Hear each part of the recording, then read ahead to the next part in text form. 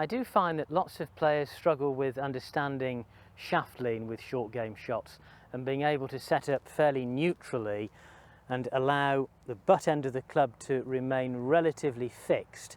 Let me just explain something to you. A lot of players I see set up to the golf ball with nice initial basics and then have a tendency to shove butt end of the club too far ahead of the club head, so we get this shaft leaning forwards quite a long way. And what that tends to do is cause the leading edge of the club to dig into the turf, and you have a much narrower area to play with. It's not a shallow delivery, it's quite steep and pinchy. Really the secret to great wedge play around the greens is being able to utilise the bounce on the club. In effect, the butt end of the club needs to be quiet and passive, and it's more the golf club head itself which is moving around on the arc.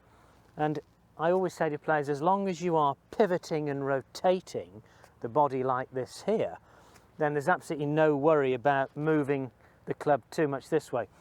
As I say, a lot of players, they set up quite well and then move the shaft forward like this, and it tends to work it this way, and it's very much leading edge digging in, not using back edge bounce. So crucial.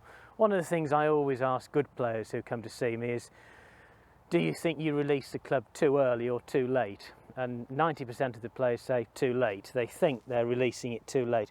Actually, I don't think you can release it early enough, as long as the pivot is doing the job and you're moving the butt end of the club around the centre of the rotation, and of course then being able to use back edge bounce.